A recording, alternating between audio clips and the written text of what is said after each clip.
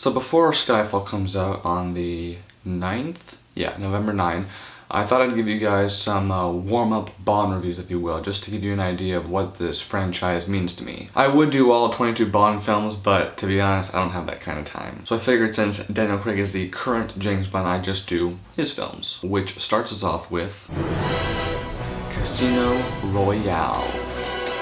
But before I get into the nitty-gritty of this movie, let's go back in time a little bit. My first Bond movie experience was back in 1996, and I was a wee little 4-year-old. Tomorrow Never Dies was my initiation, so to speak. I was in a hotel room with my family. We were on vacation somewhere, I forget where, but we were in a hotel room.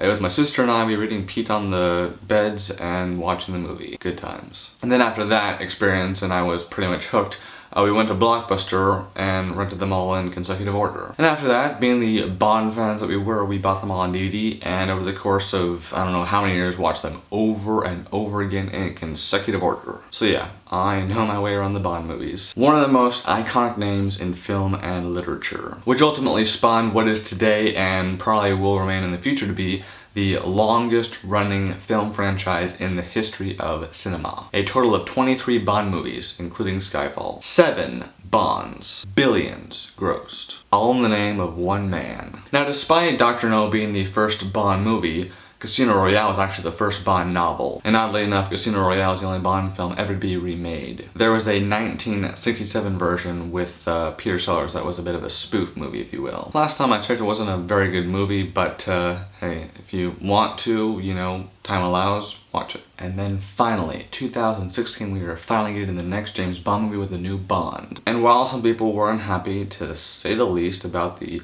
studio's choice to have Daniel Craig be the next James Bond, I had hope in him. And not only did he knock it out of the park in Casino Royale, but he also became, in general, one of my favorite James Bonds. My top 3 are, and not necessarily in order, Sean Connery, Pierce Brosnan, and Daniel Craig. Roger Moore and Timothy Dalton were fine, but George Lazenby, no.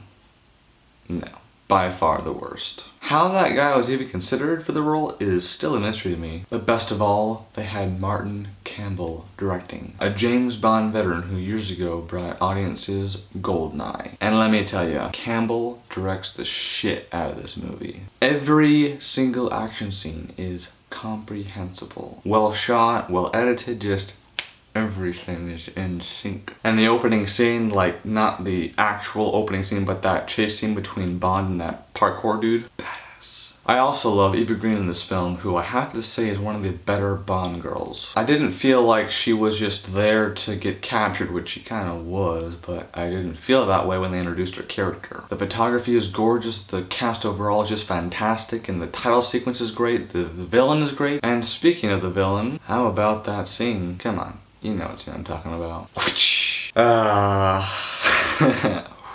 Guaranteed every single guy in your theater when you saw this movie winced during that scene. Kind of hard not to, really. Le Chiffre is, I believe, how you pronounce his name. This movie is also pretty long, but I actually don't mind that at all. It lets the story play out in its entirety. And the ending scene, magnificent. Perfectly sets up for the next Bond movie, and in my opinion has one of the best Bond line deliveries ever. The name's Bond. James Bond. So many great sequences. Among many, the airport one stands out for me. A great Bond, a great villain, a great movie. I give Casino Royale 5 out of 5 stars. So now you guys, come on.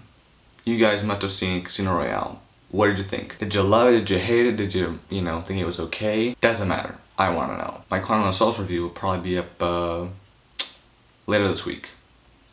Yeah.